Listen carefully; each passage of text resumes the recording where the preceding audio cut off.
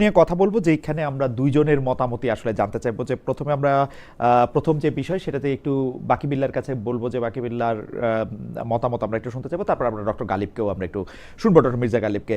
জনাব বাকি বিল্লা, মার্কিন যুক্তরাষ্ট্রের সঙ্গে যে চুক্তিটি করা হলো 9 ফেব্রুয়ারি, সেই চুক্তিটি আমাদের জন্য ভালো কি খারাপ সেটি আপনি যদি একটু বলেন, এবং এই চুক্তিটা রক্ষা করে বা পালন করে বাংলাদেশকে এগিয়ে নিয়ে যাওয়া বা পিছিয়ে নিয়ে যাওয়ার ক্ষেত্রে রাজনৈতিক দলগুলির ভূমিকাও যদি একটু করেন। আমরা কি আসলে এই চুক্তিটার মানে আগু পিছু না পড়ে শুধু বিরোধিতার খাতিরেই বিরোধিতা করছি? আমরা কি শুধুমাত্র ফ্যাশনেবল কারণে মার্কিন যুক্তরাষ্ট্রের বিরোধিতা করছি কিনা, যেটা রাজনৈতিক ভাবে একটু শুনতে ভালো, যেমন ভারত বিরোধিতা তেমন মার্কিন যুক্তরাষ্ট্র বিরোধিতাও শুনতে ভালো, যে আমরা করতে পারছি সেরকম কিনা? জানাব বাকি বিল্লাহ। আচ্ছা, ধন্যবাদ খালিদ ভাই। এই চুক্তি নিয়ে মানে যদি এক কথায় বলি, এটা আসলে খুবই খারাপ একটা চুক্তি, খুবই খারাপ। এবং যেটা হয়েছে যে আমি তো আসলে বামপন্থী রাজনীতি করছি অনেক বছর। আমরা একটা সময় কিছু রেটরিক্যাল বিরোধিতা করছি বিভিন্ন চুক্তি এবং নানান ইস্যু নিয়ে, কিন্তু এই জায়গাটা এইবারের ট্যারিফের ঘটনার পরের এই যে বাণিজ্য চুক্তি, এটা আসলে খুবই মানে ডিজাস্টারাস একটা চুক্তি। মানে এটা আমাদের ইন্ডাস্ট্রির জন্য, আমাদের অনেকগুলি গুরুত্বপূর্ণ খাত, সেই খাতগুলি এই এই চুক্তি মানে যেইভাবে এখানে এই ধারাগুলি করা হয়েছে, সেটার পরে মানে আমাদের এই গুরুত্বপূর্ণ শিল্প খাতগুলি সেগুলি টিকায় রাখা খুবই কঠিন হবে। এরকম অনেকগুলি দিক আছে। ফলে এটা শুধু ওই পুরনো রেটরিক্যাল বিরোধিতার জায়গায় না, এটা বাংলাদেশের সবগুলি পলিটিক্যাল পার্টির একদম খুব গুরুত্ব দিয়ে অ্যাড্রেস করার ব্যাপার। এটা আমাদের একদম মানে মৌলিক অনেকগুলি প্রশ্ন, আমাদের ভবিষ্যতের নিরাপত্তার প্রশ্ন, সেগুলি এর সাথে জড়িত। এবং চুক্তিটা যেভাবে হয়েছে, আমরা জানি যে ইন্টারিমের যে সময়টা এবং এই 3 দিন আগে আর কি এই চুক্তিটা করা হয়েছে, তড়িঘড়ি করে করা হয়েছে। এবং যেই পলিটিক্যাল কনসেন্টের আলাপটা এই চুক্তি নিয়ে আসছে, সেটাও আসলে যেটা হয়েছে যে এটা যদি আমি বলি যে এই ওই সময়ের যে পলিটিক্স, যদি আপনি এই গেম থিওরি দিয়ে ওই টাইমটা দেখা হয়, যেটা অন্যান্য প্রসঙ্গে বিএনপি বলছে যে হ্যাঁ এটা তো আমরা শুধু ইলেকশনটা পার হয়ে আসার জন্য করছিলাম, কিন্তু এই চুক্তি নিয়ে যদি তারা কনসেন্ট দিয়ে থাকে, মানে এটা খুবই সবার একদম ঝাড়ে কাটা প্রয়োজন আসলে। ওকে, এবং জনাব বিল্লাহ, আমি এখানে একটু একটা বিষয় আমার একটু কৌতূহল। আপনি দেখেন যে ডক্টর ইউনূস সরকার যখন এই চুক্তি স্বাক্ষর করতেছেন, তখন সেটা হচ্ছে যে অলরেডি আর 3 দিন পরে নির্বাচন, এবং তিনি মোটামুটিভাবে তিনি সবচেয়ে ভালো জানেন 1 সপ্তাহের মধ্যে তিনি আসলে ক্ষমতা ছেড়ে দিচ্ছেন। এই চুক্তিটা যদি কোনো পলিটিক্যাল গভর্নমেন্ট করতো, ধরা যাক শেখ হাসিনা সরকার বা বর্তমান তারেক জিয়া সরকার বা তার আগে বেগম খালেদা জিয়া সরকার, তারা যদি করতো, তাহলে আমি ধরে নিতাম আরেকবার ক্ষমতায় আসার জন্য তারা এই চুক্তিটা করতেছেন। যেহেতু তাদের আর ক্ষমতায় আসার আর কোনো ব্যাপার নাই, তারা বাংলাদেশের জন্য একটা খারাপ চুক্তি কেন করবে? তাদের তো কোনো স্বার্থ আমি দেখতেছি না, মানে কারণ তারা তো শুধু ভারবাহী, ফলটা তো তারা ভোগ করতে পারবে না, তারা এটা কেন করবে তাহলে? এখন যেটা হচ্ছে যে সেই কেনর উত্তর যদি দিতে হয়, সেটা তখন কিছু পারসেপশন নির্ভর আলাপ করতে হয়, যেটা হয়তো আমি এভিডেন্সিয়ালি প্রমাণ করতে পারবো না। যে আসলে আমাদের তৎকালীন নিরাপত্তা উপদেষ্টা, এখনকার পররাষ্ট্রমন্ত্রী, আমাদের তার সম্পর্কে যদি আমরা এটা বলি যে এর আগের যে পলিটিক্যাল স্পেকট্রামের মধ্যে বিএনপির সাথে যে সম্পর্কের জায়গা আমরা দেখতেছিলাম, পরবর্তীতে উনি বিএনপি সরকারের মন্ত্রী হয়ে গেলেন, এগুলির অনেক কিছুর মধ্যেই হয়তো সেই 2-2-4-এর ব্যাপারগুলি আছে। কিন্তু সেটাতে আমি মনে করি যে দেখেন, সরকার প্রধান বা হেড অফ দ্য স্টেটের কিন্তু সকল দায়িত্ব নিতে হবে। ডক্টর ইউনূসের কি লাভ যে চুক্তি করার পরে তিনি জানেন যে তিনি আর এই দেশের ক্ষমতায় থাকবেন না? ওনার তো কোনো লাভ আমি দেখি না। উনি তো এটা সহজেই এটা পাস করতে পারতেন যে পরবর্তী সরকার সেটা করবেন। তাহলে উনি নিশ্চয়ই মানে মানে কেন উনি এমনিতে যেটা হয়েছে যে উনি যে একটু প্রো আমেরিকা বা প্রো ওয়েস্ট, আমি নেগেটিভলি বলতেছি না, আমাদের এইখানে অনেকে প্রো ইন্ডিয়ান, নানান ধরনের প্রো চরিত্ররা আমাদের রাজনীতি বা আমাদের এই ক্ষমতা বলয়ের মধ্যে আছে। কিন্তু যেটা হয়েছে যে এটা আমার কাছেও আসলে বিস্ময় লাগে এই কারণে, কারণ উনি তো ওয়েস্টের লিবারেল বা আমেরিকার লিবারেল ক্ষমতা কাঠামোর সাথে ঘনিষ্ঠ। সেখানে ডোনাল্ড ট্রাম্প এবং তার যেই ট্যারিফ নিয়ে যেসব তেলেসমাতি কারবার, সেটা আমেরিকান ইকোনমিরে ক্ষতিগ্রস্ত করতেছে এবং তাদের নিজেদের রাজনীতির মধ্যে এটার প্রবল বিরোধ আছে। এটা আমেরিকার দীর্ঘদিনের যেই গুরুত্বপূর্ণ এলাই ইউরোপ এবং কানাডা, অস্ট্রেলিয়া, তাদের সাথে আমেরিকার সম্পর্করে ভার্নারেবল করছে। এরপরে ইরান যুদ্ধ, নানান কিছু মিলায় আমরা দেখতেছি যে এই আমেরিকা একটা খুবই ভঙ্গুর এবং ওরকম একটা পরিণতির দিকে যাচ্ছে। ফলে ট্রাম্পের যে ট্যারিফ পলিসি, সেই পলিসিটা আসলে আমেরিকান অর্থনীতির জন্য ভালো কিনা বা বিপর্যয় বয়ে আনবে কিনা, কারণ মানে এইটাও এখন ওই আমি যেটা বলতে চাইতেছি যে এই কারণে এটা আরো আমার কাছে বেশি বিস্ময় লাগে যে এইটা তো আমরা একটু সময় নিতে পারতাম এখানে, কারণ এই তার ট্যারিফ পলিসিটা ইন্টারনালি আমেরিকান বিচার বিভাগ অলরেডি সেটার বিরুদ্ধে একটা এমবার্গো দিছে এবং নভেম্বরে মধ্যবর্তী নির্বাচন, ফলে এর মধ্যে অনেক ওলটপালট হইতে পারে। কিন্তু মনে হয়েছে যে আমেরিকার স্বার্থ আলাদা করে বাংলাদেশের ইন্টারেস্ট বা কমন ইন্টারেস্টও না, সেটা দেখার জন্য একটা তড়িঘড়ি ছিল। সেই তড়িঘড়িটা অন্তর্বর্তী সরকারের মধ্যে যে ছিল আমরা আসলে একটা সেটা স্পষ্ট। আমরা আসলে একটা অনেক বড় অভিযোগ, জনাব বিল্লাহ আপনাকে ধন্যবাদ। আমি একটু ডক্টর গালিবের কাছে যেতে চাই, আমরা একটা অনেক বড় অভিযোগ করছি কিনা, আর ডক্টর গালিবের কাছেও একই মত আমি জানতে চাইবো। শুধু একটু এক্সটেন্ড করি ব্যাপারটা, যে আপনার কাছে কি মনে হয় যে ডক্টর মোহাম্মদ ইউনূসকে বিল্লাহ প্রো কি ধরেন, আমাদের যদি জুলাই সনদের জায়গা থেকেও দেখি, খুব ক্লিয়ারলি বলা আছে যে জাতীয় স্বার্থ সংশ্লিষ্ট এই ধরনের চুক্তি সেগুলি সংসদে রেটিফাই হইতে হবে। কিন্তু মানে যেটা এখন এইটা সেই দায়িত্ব তারা নিল না। এবং আমি একটু গালিব ভাইয়ের কথা ধরে আরেকটু বলতে চাই, চুক্তিটা ওনার পড়া থাকলে সম্ভবত গালিব ভাই বুঝতে পারতো যে এটা পুরনো বামপন্থী রেটরিকের হিসাবের বাইরে। এটা একদম ন্যাশনাল ইন্টারেস্টের জায়গা থেকে বামপন্থী ইভেন ডানপন্থী, মানে যেই আসলে লোকাল ইন্ডাস্ট্রি এবং এগুলির পরোয়া করবে, তার আসলে এটা নিয়ে একটা পজিশন নিতেই হবে। এত খারাপ চুক্তি, এটা ট্যারিফ চুক্তি পৃথিবীর অন্যান্য দেশও করছে। আমার মনে হয় যে আমরা সেগুলির সাথে মিলায় দেখলে আমার মনে হয় যে আমরা মির্জা গালিবকে একটু শুনি, তার আগে দর্শকদের দুইটা মতামত একটু পড়ে শোনাই, তাহলে ওইটার ব্যাপারেও যদি একটু মন্তব্য করেন। একজনের নাম তন্ময় কর্মকার, উনি বলছেন খালেদ ভাই চুক্তি নিয়ে জামাতের মুখ খোলাতে চাইছেন। ভাইরে ভাই চুক্তি তো পরে, খোদ ইরান আগ্রাসনের ব্যাপারেও জামাত আর ভাসুর আমেরিকার নাম মুখে আনতে পারেনি। আরেকজন আর্টিকেল 39 উনার নাম, উনি বলছেন খালেদ সাহেব এই চুক্তি আপনি শুধুই বাংলাদেশ আমেরিকার চুক্তি ভেবে চিন্তা করেন, তাহলে আপনি সত্য লুকানোর কাজ করছেন। আপনি ভারত, ভিয়েতনাম, কম্বোডিয়া সহ অন্যান্য দেশগুলোর সঙ্গে তুলনা করতে হবে। ভাই আমি আর্টিকেল 39 আপনাকে বলতেছি যে আমি শুধু বাংলাদেশ, ভারত মানে মার্কিন যুক্তরাষ্ট্র এই তুলনা করতেছি না। আপনি একটু ভালো করে পড়লে নিশ্চয়ই আপনিও ব্যাপারটা এরকম দেখবেন। আমরা ডক্টর গালিব আপনার কাছে একটু শুনতে চাই। খালেদ ভাই, আমি চুক্তির প্রসিডিউরাল ব্যাপারে বাকি বিল্লাহ ভাই যেটা বলছি এটার সাথে আমি 100% এগ্রি করি। আমি মনে করি যে কোনো বৈদেশিক চুক্তি এটা সংসদে র্যাটিফাই হইতে হবে এবং সংসদে ওপেন আলোচনা হইতে হবে, এবং এই আলোচনার দায়ভার বিএনপি জামাত উভয়েরই। এবং কোনো আপনার এইরকম বড় ধরনের একটা চুক্তি সংসদে ওপেন আলোচনা ব্যতি রেখে এবং নাগরিক পরিসরে আলোচনা ব্যতি রেখে যে করা, এই প্রক্রিয়াটা আমাদের দেশের স্বার্থের জন্য ভালো না। এটার সাথে আমি 100% এগ্রি।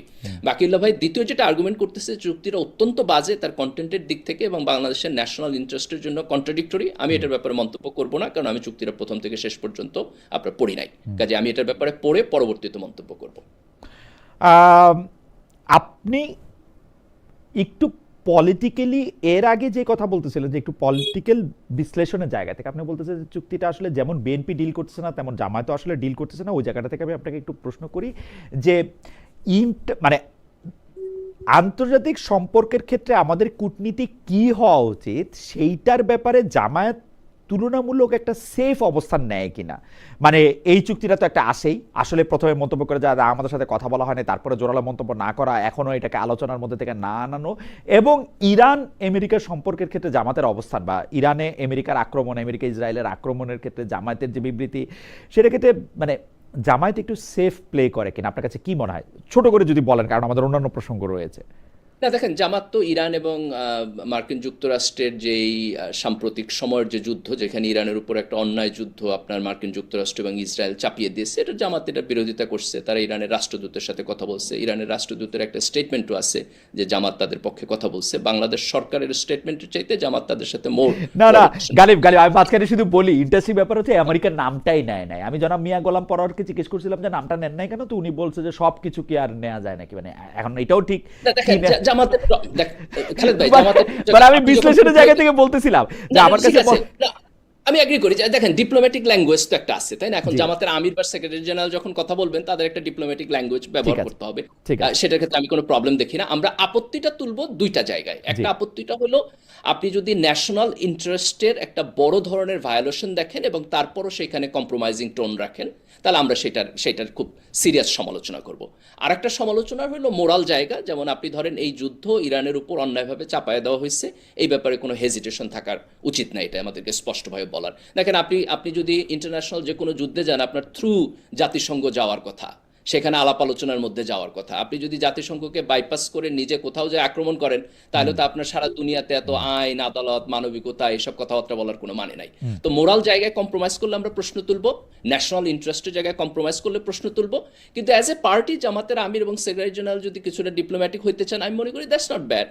ওকে, আমি আমাদের দর্শকদের প্রশ্নের প্রেক্ষিতে একটা কথা আমি শুধু বলে রাখি যে বাংলাদেশ আমেরিকার সাথে চুক্তি করার সময় বাংলাদেশ যদি আসলে টেরিফ আরও 50% করে দিত, বাংলাদেশের সাথে যদি আমেরিকা ব্যবসা না করতো, সব গার্মেন্টসের যদি আটকায় যেত, এই ক্ষেত্রে আমি শুধু একটা কথাই আপনাদের মনে করা দিচ্ছি, আমেরিকা কিন্তু বাংলাদেশ থেকে কাপড় সিলায় নেয়, আমেরিকা কিন্তু বাংলাদেশে দয়া করে না। আমরা সবচেয়ে কম্পিটেন্ট, সবচেয়ে কম লিড টাইমে, সবচেয়ে কম টাকায় দেই বলে ওরা নেয়, ওরা কিন্তু আমাদের দয়া করে না। এটা আমাদের দর্শকদের আমি একটু মনে রাখতে বলি। কিন্তু খালেদ ভাই, আমি একটা পয়েন্ট একটু প্রশ্ন করি আপনাকে, যেটা আপনি তো চুক্তিটা পড়ছেন এবং আমেরিকায় চুক্তি অন্যান্য দেশের সাথেও করছে, তো অন্যান্য দেশের সাথে যে চুক্তি করছে তার সাথে যদি আপনি বাংলাদেশের চুক্তিকে কম্পেয়ার করেন, ঠিক এক্স্যাক্টলি কোন জায়গায় আপনি বলবেন যে চুক্তিটা অন্যান্য দেশের সাথে যেটা হয়েছে তার সাথে বাংলাদেশের ন্যাশনাল ইন্টারেস্ট? ওকে, আপনি চুক্তিটা আপনি টপ একটা দুইটা পয়েন্ট বলেন। আপনি চুক্তিটা পড়ে আসলে ভালো হইতো। সেই ক্ষেত্রে আমি দুইটা তিনটা জিনিসই শুধু আপনাকে দৃষ্টি আকর্ষণ করতে চাই। একটা হইল যে ধরেন আপনি যে আমাকে বললেন যে আমি তোমাকে শুল্কমুক্ত সুবিধা দিব এত কটা পণ্য, বিনিময়ে তুমি আমাকে শুল্কমুক্ত সুবিধা দিবা এত কটা পণ্য, এবং যেগুলির মধ্যে কৃষিজ পণ্য প্রধান। এইটা খুবই আপত্তিকর, কারণ আমরা কৃষিজ পণ্য মার্কিন যুক্তরাষ্ট্র থেকে আমদানি করে সেইটা আমাদের বাজারে বেচা বিক্রি করা, এটা আমাদের জন্য খুব ভালো কথা না। দুই নাম্বার হচ্ছে আপনি যে আমাকে বলতেছেন যে তুমি আমার থেকে তুলা কিনবা বা আমার থেকে এই কাঁচামালটা সংগ্রহ করবা রাদার দেন অন্য 8-10টা সংগ্রহ করার থেকে, তুমি এইটাকে প্রেফার করবা। ওইটার মধ্যে আপত্তির ব্যাপার হচ্ছে যে আমাদের দেশ এই যে সেলাই করা বা দর্জি করা বা এই যে গার্মেন্টসের যেটাকে আমরা মানে এই শিল্পায়নটার ক্ষেত্রে আমাদের প্রধান যোগ্যতা হচ্ছে লিড টাইম। আমরা লিড টাইম অনেক কমাই নিয়ে আসছি, মানে আপনি আমাকে আজকে অর্ডার দিবেন, আমি এটা কয়দিনের মধ্যে এটা দিতে পারবো, সেটা হচ্ছে আমার এফিসিয়েন্সি। আপনি মার্কিন যুক্তরাষ্ট্র থেকে জিনিসটা আইনা, এটাতে জাহাজের খরচ দিয়া আইনা, এটা করাইলে এটা লাভজনক হয় কিনা সেই অঙ্কটা করে গার্মেন্টস ব্যবসায়ীরা বলছে যে না, তাদের জন্য অনেক বেশি লাভজনক না। আসেন তৃতীয় পক্ষের সাথে আপনি যখন কোনো চুক্তি করবেন, এটার জ্বালানি হোক, এইটার মধ্যে থেকে আপনার কোনো পারমাণবিক কোনো কিছু যা কিছুই হোক, নিরাপত্তা সংক্রান্ত সব কিছুই আপনি বলতে পারেন, সব কিছুর মধ্যে এটা যা কিছুই হোক, এটা মার্কিন যুক্তরাষ্ট্রকে জিজ্ঞেস করে আপনাকে করতে হবে। অন্যান্য চুক্তিগুলির ক্ষেত্রে যেমন আপনি মালয়েশিয়ার চুক্তিটার কথা যদি আপনি ধরেন, এখন আপনি বলতে পারেন মালয়েশিয়া বাংলাদেশের চেয়ে অনেক স্ট্রং কান্ট্রি, মালয়েশিয়ার জিও পলিটিক্যাল অবস্থান বাংলাদেশ থেকে আলাদা, কিন্তু মালয়েশিয়াকে কিন্তু এটা করতে হয় নাই। বা মালয়েশিয়াকে কিন্তু আমেরিকাকে গিয়া বইলা আসতে হয় নাই যে আমরা আগামী 10, 15, 20 বছরে আমাদের ফ্লিটে যত বিমান যুক্ত করব সব বিমান কিনবো হচ্ছে তোমার কাছ থেকে। এটা করতে হয় নাই। কিন্তু এটার প্রাইমারি আর্গুমেন্ট কি এটা ছিল না যে আমি আমেরিকা থেকে প্রচুর পরিমাণ যদি আমদানি করি, তাহলে আমেরিকার সাথে আমার আমদানি রপ্তানির জায়গাটা ব্যালেন্স হলে আমেরিকা আমাকে ট্যারিফ কম দিবে? এটাই কি ফান্ডামেন্টাল মোটিভেশন ছিল? আচ্ছা, আমি আরেকটু পিছন থেকে আসি। আপনি আমেরিকা আমাকে বলছিল যে প্রথমে 37% ও আমার থেকে ট্যারিফ নেবে, ও আলোচনার মাঝখানে সেই ট্যারিফটা নিয়ে আসছিল 20%-এ। কেন জানেন? ওর প্রেসার গ্রুপের সম্মুখীন হইতেছিল, ওর যেগুলি দামি দামি ব্র্যান্ড আছে তারা বলতেছিল বাংলাদেশ থেকে এই কাপড় আনতে যদি আমার এই 5 টাকা বেশি খরচ হয়, তাহলে আমি এই আমেরিকার লোকজনের 15 টাকা কাপড় দিতে পারবো না, এবং আলটিমেটলি এরকম একটা সময়ে আমি ডুমড হয়ে যাব, তুমি নিজে থেকে কমাও। ও কিন্তু নিজের থেকে কমায় 20% আনছে, এই চুক্তি করে আমরা 1% কমাইছি, 20% থেকে 19%। খুব ইন্টারেস্টিং কিন্তু। তাইলে আপনার কি মনে হয় যে অন্তর্বর্তী সরকার অতিরিক্ত নার্ভাস হয়েছে ট্যারিফের কারণে, যে আমার কারণে কাছে চুক্তি যেটা মনে হয়, কিন্তু গালিব পরবর্তীতে গালিব এটার প্রয়োজন ছিল না? মানে গালিব, এখানে যে আলোচনাটা একটু দরকার মনে করতেছি আমি, জি খালেদ বাকি ভাই, বলেন, আপনার বাকি বলেন, আলাপের মধ্যে বাকি বলেন। ধরেন ইম্পর্টেন্ট পয়েন্ট গুলি আসছে, জি কিন্তু যেটা পরে গালিব ভাই বলতেছিল যে এটা তো আসলে কি যে আমরা ট্যারিফে এটারে মিনিমাইজ করার জন্য আমরা বাণিজ্য ঘাটতির যে জায়গা সেটারে আমরা ওদের সয়াবিন কিনবো, এটা ওইটা, এটা কিন্তু চুক্তি করার আগেই কিন্তু আমরা ওদের পণ্য কেনা শুরু করে দিছিলাম। মানে আমরা বাড়তি দামে যেটা আমরা রাশিয়া থেকে কম দামে কিনতাম সেটা আমরা বেশ বেশি দামে আমেরিকা থেকে কেনা শুরু করছিলাম চুক্তি হওয়ার আগেই। ওগুলি নিয়ে ধরেন খুব সিরিয়াস আপত্তি করার কিছু নাই, কারণ আমেরিকার লেভারেজ আছে এখানে আমাদের সাথে বিজনেসে, ওটা কোনো না কোনো ভাবে আমাদের একটা নেগোসিয়েশনে যাইতেই হইতো।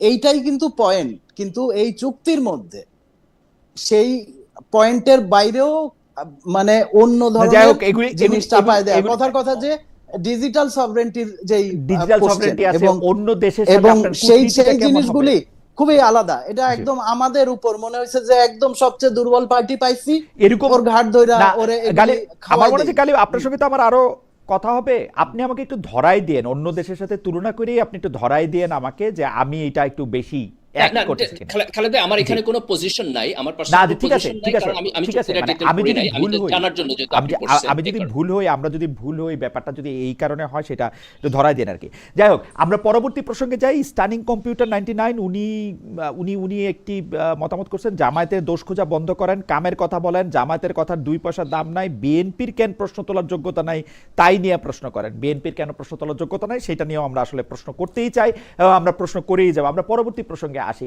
এই প্রসঙ্গটা আমরা একটু ডক্টর গালিবকে দিয়ে শুরু করতে চাই, বাকি বিল্লাহ আপনি একটু এটা রেসপন্ড করবেন যে আমরা এরকম একটা কথা যে ইউনিসেফের কথা না শুনে টিকা দেওয়ার যে মানে টিকার একটা ম্যানেজমেন্ট আছে আসলে বাংলাদেশের মতো দেশে, সেই টিকা ম্যানেজমেন্ট আমরা ফেল করলাম কিনা এবং সেই ফেল করার জন্য আসলে আমাদের এই মানে মানে আত্মঘাতী সিদ্ধান্ত এটা হইল কিনা এতগুলি বাচ্চার ক্ষেত্রে যে আমরা এটা শুনি না। ডেফিনেটলি খালেদ ভাই, আমরা হ্যাঁ। ফাইনালি যেটা পাচ্ছি সেটা হলো, আমরা দেখলাম যে হামের সংক্রমণ প্রচুর পরিমাণ বেড়ে গেছে এবং হচ্ছে প্রতিদিন আপনার এই সংক্রমণ হইতেছে, এটার ম্যানেজমেন্ট আমরা করতে পারতেছি না এবং অত্যন্ত দুঃখজনকভাবে হচ্ছে অনেক বাচ্চা আপনার এই সংক্রমণে মৃত্যুবরণ করতেছে। এখন প্রশ্নটা হইল যে এই ক্রাইসিসটা হইলো কেন? তো একটা আর্গুমেন্ট করা হইতেছে যে অন্তর্বর্তী সরকারের সময়ে আপনার এইটা টেন্ডার পদ্ধতি চেঞ্জ করা হয়েছে এবং ইউনিসেফ হচ্ছে আপনার এই টেন্ডার পদ্ধতি পরিবর্তন করার ব্যাপারে সরকারকে না বলছিল, তারপরে সরকার আপনার এটা পরিবর্তন করছে। কিন্তু পরিবর্তন করার পরে এটা ঠিক মানে এফেক্টিভ হয়েছে বিষয়টা এরকম না, কিন্তু যেই ডাটাটা আমরা পাচ্ছি না সেটা হলো এই যে সরকার টেন্ডার পদ্ধতিটা পরিবর্তন করতে চাইছে, এইটার কারণে সরকারের টিকা মজুদ কতখানি কমছে এবং এই সময়ে অন্তর্বর্তী সরকারের সময়ে আপনার এই টিকার কাভারেজের পার্সেন্টেজটা কত ছিল। তাদের ওয়েবসাইটে একটা ডাটা ছিল 59% এবং সায়েন্সে যে আর্টিকেলটা পাবলিশ হয়েছে সেখানেও এই 59%কে কোট করছে, কিন্তু খুব সম্ভবত আমি আরো মাল্টিপল কয়েকটা ডাটা দেখছি যেখানে সরকারের দিক থেকে বলছে যে এটা আসলে 59% না, এটা আপনার আরো বেশি হবে, 90%-এর উপরে হবে। বাট স্টিল যেটা টার্গেট, আমার বোধহয় টার্গেট ভ্যালুটা 95%-এর উপরে ছিল, তো এটা সেখান থেকে আপনার কিছুটা কম ছিল। দেন একটা সেকেন্ড আর্গুমেন্ট হচ্ছে আপনার ভিটামিন এ এবং অন্যান্য সরকারের যে ক্যাম্পেইনগুলো থাকে আপনার সেইটার ক্ষেত্রেও কিছুটা ল্যাপস হয়েছে, যে ল্যাপসের কারণে এটা একটা কম্প্রেহেন্সিভ আপনার হেলথ ফেইলুর বলে আমাদের কাছে মনে হচ্ছে। তো অন্তর্বর্তী সরকারের এখানে ডেফিনেটলি একটা বড় দায় দায়িত্ব আছে, সেটা হলো যে যখন ইউনিসেফের দিক থেকে বলা হলো যে এইটা একটা প্রবলেম হইতে পারে এবং এটা একটা আপনার রিয়েল টাইম ম্যানেজমেন্ট, আপনি ধরেন যে মনে করলেন যে আপনি একটা প্রসিডিউর চেঞ্জ করবেন, এটা 1 বছর পরে ঠিক করে ফেলবেন, এখানে তো পাবলিক হেলথ জড়িত, তাহলে আপনি এখানে এটা করতে পারবেন না। তো সেই জায়গা থেকে তৎকালীন আপনার স্বাস্থ্য মন্ত্রণালয়ের একটা বড় ম্যানেজমেন্ট ফেইলুর এখানে আছে এবং সে ফেইলুরকে আমাদেরকে প্রশ্ন অবশ্যই করতে হবে।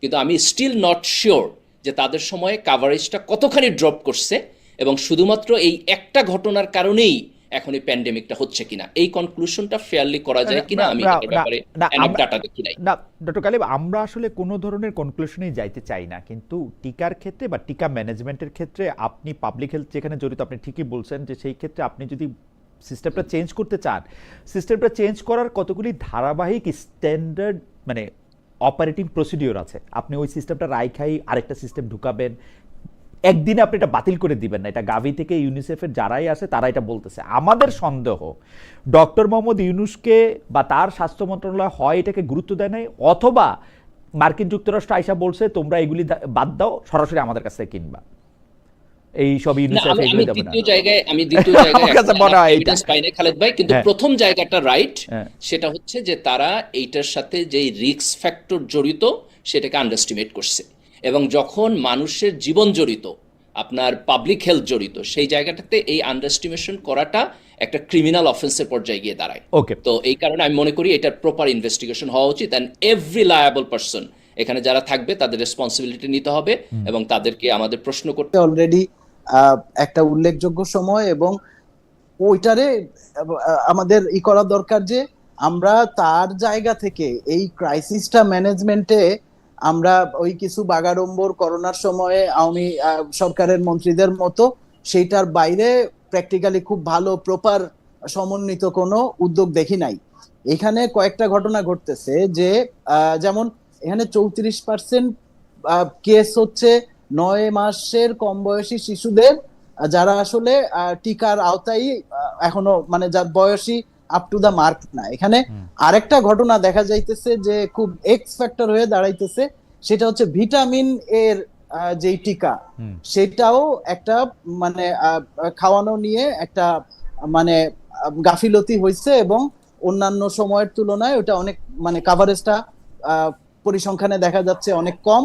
সেটার কিছু বিশৃঙ্খলা এবং কিছু এক্সাম্পল সেটার সামনে আসতেছে। তো এখন যেটা হয়েছে যে কয়েকটা ফ্যাক্টর মিলায় তো জিনিসটা একটা সিরিয়াস জায়গায় আসছে। এখন সম্ভবত একটা তো যেটা যে আমরা এইটারে প্রপার ইনভেস্টিগেশনে আনা এবং সেটা করা, তার পাশাপাশি খুব জরুরি, এটা আমাদের জন্য একদম প্যাথেটিক হয়ে যাচ্ছে এই দৃশ্যগুলি, যে এই মুহূর্ত থেকে মানে এই মুহূর্ত থেকে সরকারের একদম আমি যেটা বলবো যে টপ প্রায়োরিটি, এবং এক ধরনের মানে রেড অ্যালার্টের মতো করে হইলেও সে পুরা জায়গাটা যে আচ্ছা কিভাবে প্রপার, যেমন এটা সরকার দেখা গেল যে অভিভাবকরা দোষ দিয়ে দিতে পারে যে ঠিক সময়ে নেওয়া যাচ্ছে না বলে ডায়রিয়া এবং অন্যান্য জিনিস একসাথে অ্যাটাক করে ক্যাজুয়ালিটি বাড়ায় দিচ্ছে। এখন ঠিক সময়ে যদি অভিভাবকরা না নেয়, এটা তো যেই অভিজ্ঞতার অভাব,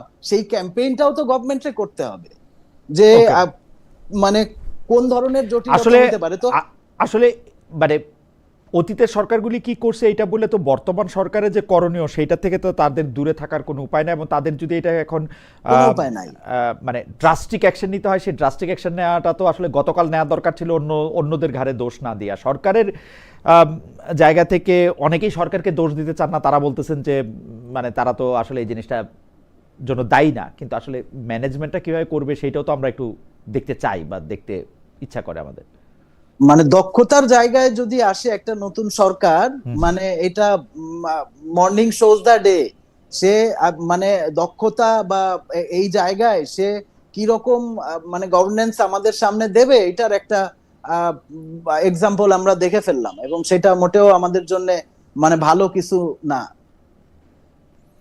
ওকে, আমরা ডক্টর গালিবের কাছে ফিরতে চাই, তবে এই প্রশ্নটা শুধু ডক্টর গালিবের জন্যই। ডক্টর গালিব, জামায়াতে ইসলামী এবং এনসিপি তাদের যে জোটের রাজনীতি, সেই জোটের রাজনীতি নিয়ে নানা ধরনের প্রশ্ন আছে। একটা প্রশ্ন খুব প্রকট যে স্থানীয় সরকার নির্বাচন যেহেতু যে যার মতো আলাদা আলাদা করে করবে, তো সেই ক্ষেত্রে, এবং আরেকটা হচ্ছে কারা মুক্তিযুদ্ধের সময় কারা মুক্তিযুদ্ধ ছিল এবং কাদের বিরুদ্ধে যুদ্ধটা করা হয়েছিল সে সংক্রান্ত একটা আইনও সংসদে পাশ হয়েছে। তো এই সবগুলি নিয়ে আপনি কি জামায়াত এবং এনসিপির মধ্যে একটা বিভাজন রেখা দেখেন, বা জামায়াত এবং এনসিপি আলাদা হয়ে যাচ্ছে এরকম একটা দেখছেন কি? জামাত এবং এনসিপি তো আলাদা আলাদা রাজনীতি করে, মানে পুরোটা সময় যদি অনেকেই মানে ধরেন যে যারা এই রাজনীতির বাইরে দাঁড়ানো, তারা অনেক সময় বলার চেষ্টা করে যে এনসিপি জামাতের একটা বি টিম সি টিম, এটা সবাই সবাইকে বলে, যেরকম করে আজকেও একজন দর্শক কমেন্ট করছে। কিন্তু আপনি যদি দেখেন যে এনসিপি অলওয়েজ জামাতের বাইরে একটা আলাদা রাজনীতি করছে, এবং জামাতের সাথে বিগত নির্বাচনে তাদের যে জোট, এই জোটটাও একেবারে নির্বাচনের আগে আগে হয়েছে। তার মানে এটা একেবারে আপনার একটা ইলেকটোরাল প্রসেসকে সামনে রেখে তাদের মধ্যে একটা জোট হয়েছে। এই জোটটা যদি এক ধরনের কোনো এজেন্ডা বেস ইডিওলজিক্যাল জোট হইতো, তাহলে আরও আগে হইতো। তাহলে ঠিক একইভাবে আবার নির্বাচনের পরে গিয়ে তারা সংসদে একসাথে যেরকম আছে, আবার তাদের মধ্যে একটা ডাইভারজেন্সও আছে। তো সেই জায়গা থেকে আমার কাছে মনে হয় আপনি জামাত এবং এনসিপি কেবলমাত্র একত্রিত হবে যখন বিএনপির অ্যাগেনস্টে তারা প্রত্যেকেই মনে করবে যে একজনের কাছে আরেকজনের উপযোগিতা আছে, Okay. যে আমি একা পারতেছি না, আমার সাথে আরেকজন থাকলে পরে আমি একত্রিত হব। আর যেই জায়গাটায় আপনি দেখবেন যে তাদের এই এসেনশিয়াল নিডটা নাই, সেখানে তারা আলাদা হয়ে যাবে। জনাব বাকিবিল্লাহ, আপনার কাছে আহ, আপনি এখন নতুন এক ধরনের রাজনৈতিক, এটাকে আমি রাজনৈতিক জোট মানে এক না, ধরনের ঠিক network, জোট না, এটা এটা একটা নেটওয়ার্ক, প্ল্যাটফর্ম, একটা প্ল্যাটফর্ম, একটা পাঠাতন করছে। একটা নেটওয়ার্ক গড়ার চেষ্টা, আহ, ওই জায়গা না। আপনার কাছে কি মনে হয় যে আপনারা কি বাংলাদেশে সমাজতান্ত্রিক রাজনীতির শেষ অধ্যায়টা অতিক্রম করতেছেন? মানে বাংলাদেশের সমাজতান্ত্রিক রাজনীতি হবে না এটা আপনারা মেনে নিয়েছেন, মানে ওরকম? কারণ আমি এনপিএটাকে যে দেখি, এনপিএটার মধ্যে বা আপনারা এটাকে বলতেছেন নেটওয়ার্ক ফর পিপলস অ্যাকশন, এটাকে এনপিএ বলতেছেন কিনা যায় না,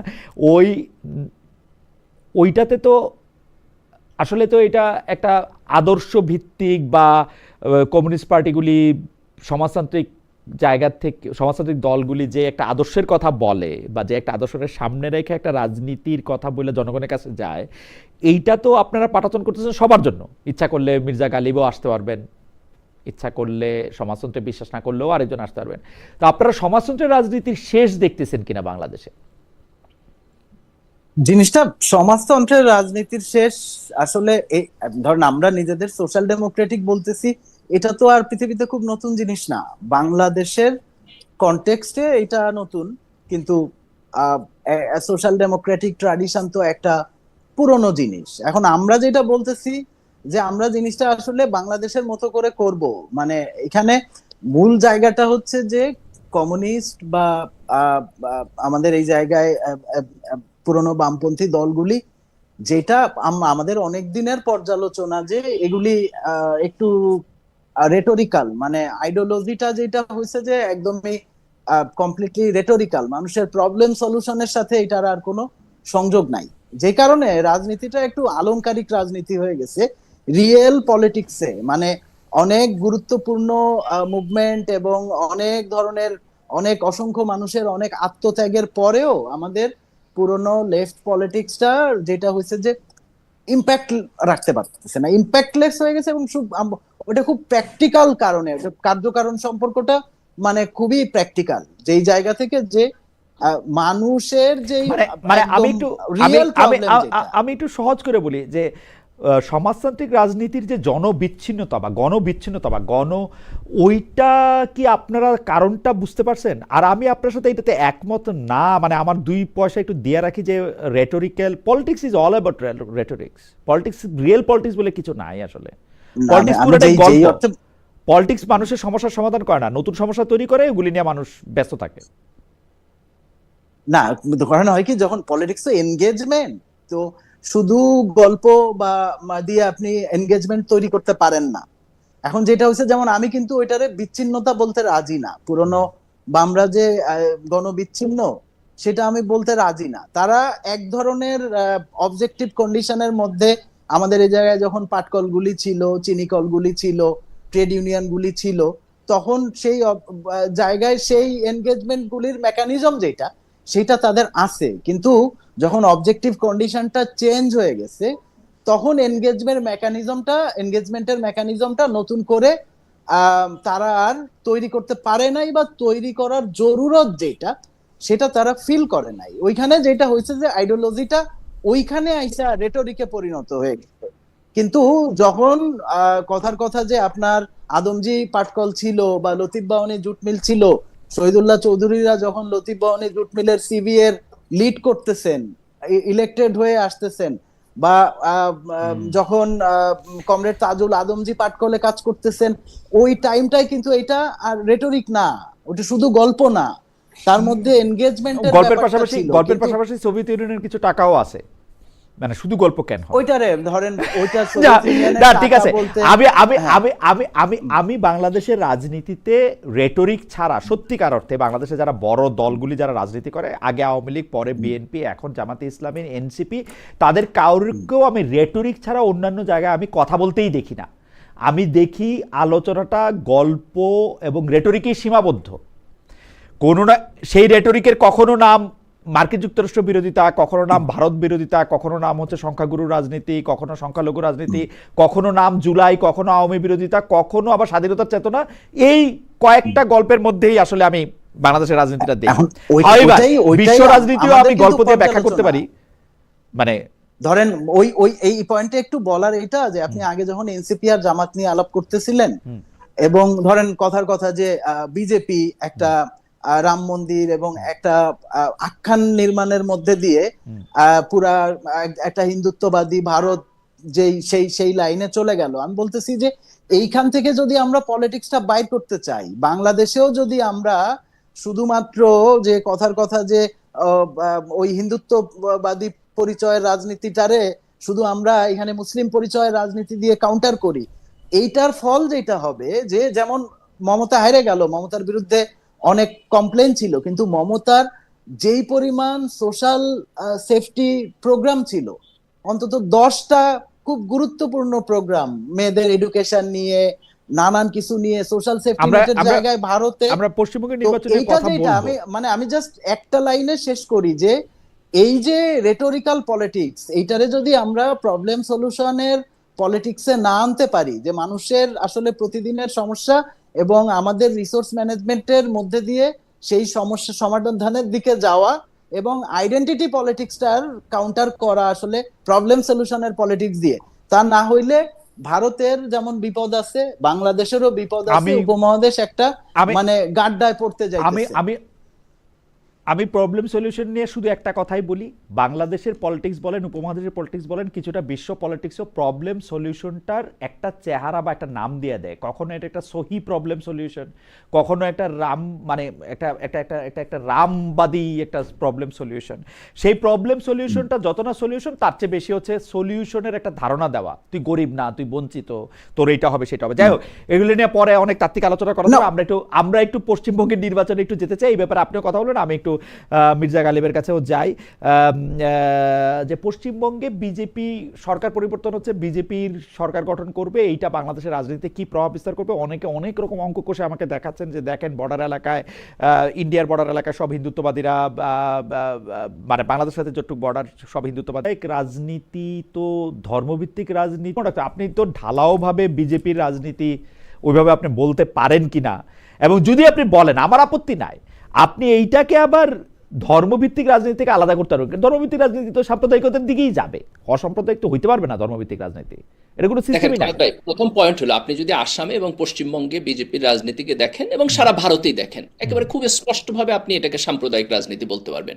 খুব স্পষ্টভাবে আপনি বলতে পারবেন যে মুসলমানদের নাগরিক অধিকারের উপরে সিস্টেমেটিক আগ্রাসন চালানো হইতেছে সেখানে। কাজে এই কনক্লুশনে কোনো হেজিটেশন থাকার কথা না।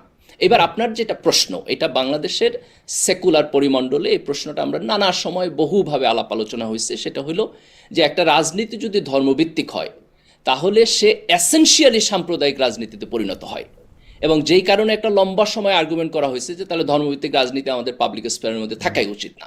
এই আলাপ আলোচনা হয়েছে। দেখেন, আমি দুইটা জায়গায় এই আর্গুমেন্টটাকে কাউন্টার করব। একটা হলো যে একটা ধর্মভিত্তিক রাজনীতি হইলে সে সাম্প্রদায়িক হবে, এটার জরুরত নাই। আবার কোনো একটা রাজনীতি ধর্মভিত্তিক না হইলেও সে সাম্প্রদায়িক হইতে পারে। কাজে সাম্প্রদায়িকতা একটা ভিন্ন চরিত্র। আমি উদাহরণ দিই আপনাকে। দেখেন, আপনি বিজেপি ভারতে যে রাজনীতি করতেছে, আপনি গত এই আওয়ামী লীগ সরকারের পতনের পরে যদি জামাত ইসলামের রাজনীতিকে দেখেন, জামাত তো ধর্মভিত্তিক রাজনীতি করে। আমরা তো জামাতকে বাংলাদেশে মন্দির পাহারা দিতে দেখছি। তাহলে যেই সাম্প্রদায়িক রাজনীতি বিজেপি করে, জামাতের এই যে মন্দির পাহারা দেওয়ার যে রাজনীতি, সেটা তো কমপ্লিটলি অপোজিট রাজনীতি। তাহলে ধর্মভিত্তিক রাজনীতি হওয়ার পরও তো অ্যাটলিস্ট এই স্পেসিফিক এক্সাম্পলের জায়গাটাতে আমরা তাকে সাম্প্রদায়িক হইতে দেখি নাই। এবার আসেন দ্বিতীয় জায়গা, আওয়ামী লীগের রাজনীতি, যেটা ধর্মভিত্তিক রাজনীতি না, সেকুলার রাজনীতি, বাঙালি জাতীয়তাবাদী। দুইটা প্রশ্ন করতে চাই। আওয়ামী লীগের রাজনীতি বাঙালি জাতীয়তাবাদী রাজনীতি হওয়ার পরও তো এটা সাম্প্রদায়িক রাজনীতি হয়েছে। এটা যারা আওয়ামী লীগ না তাদের নাগরিক অধিকারকে ভয়াবহ পরিমাণ হস্তক্ষেপ করছে, ইসলামোফোবিয়া তৈরি করছে, আলেম ওলামাদেরকে মার্জিনালাইজড করছে, আপনার শাপলার গণহত্যা করছে। তো আপনি শুধুমাত্র ধর্মের নামে করে নাই বলেই এটা সাম্প্রদায়িক রাজনীতি না, এটা তো আমাদের বলার কোনো সুযোগ নাই। কাজে সাম্প্রদায়িকতা এটা জাতীয়তাবাদের নামে হইতে পারে, বর্ণের নামে হইতে পারে, ধর্মের নামেও হইতে পারে। কাজে ধর্মভিত্তিক রাজনীতি মানেই এসেনশিয়ালি সাম্প্রদায়িক জায়গায় গিয়ে দাঁড়াবে, এই কথা সত্য না।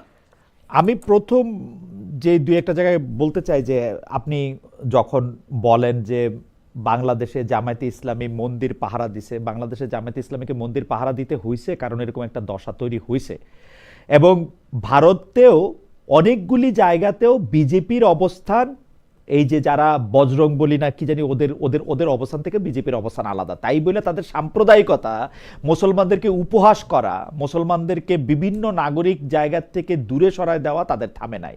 মানে জামাত ইসলামীর ক্ষেত্রেও আমি বলবো এখনকার অবস্থানের গোলও ওইটাই হইতে পারে, সাম্প্রদায়িকতার ক্ষেত্রেই যাইতে পারে।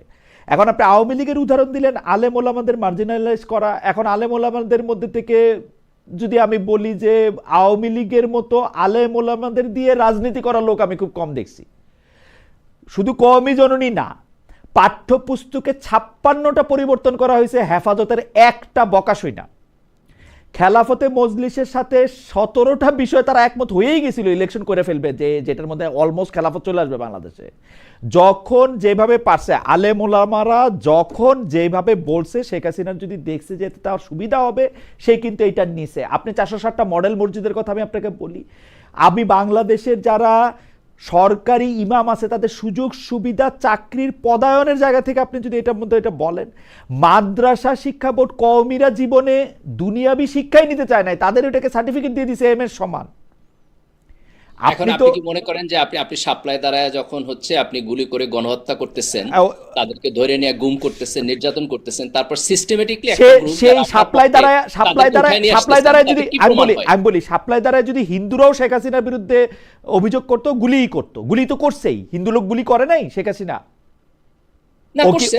ওকে মুসলমান বাইচা বাইচা করছে গুলি না। না, আমার পয়েন্ট তো হইলো যে আপনি যখন সাম্প্রদায়িক বলবেন তখন তো আপনাকে বলতে হবে যে একটা সম্প্রদায়ের পক্ষ নিতেছে। শেখ হাসিনার বিপক্ষে যারাই গেছে তাদেরকেই সে অন্যরকম করে। যদি রাজনৈতিক আদর্শের উপর ভিত্তি করে সম্প্রদায়কে অত্যাচার করেন, সেটা সাম্প্রদায়িক হইব না?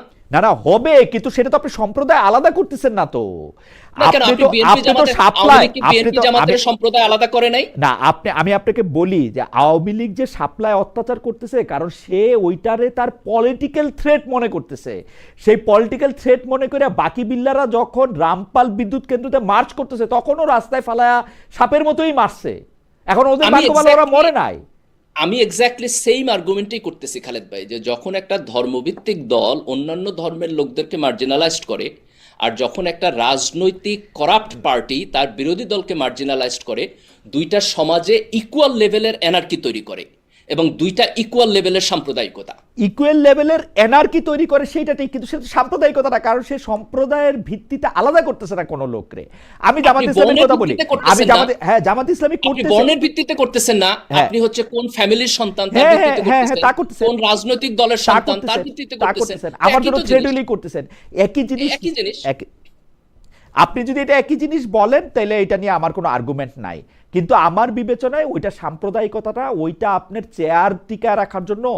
যদি দেখেন আমার একটা আর্কাইক অ্যারাবিক নেম খালেদ মুহিউদ্দিন, আমার মধ্যে তো কোনো বিশ্বাস, সরকার, দত্ত কিছু নাই, আমার নাম তো বাংলা নাম না।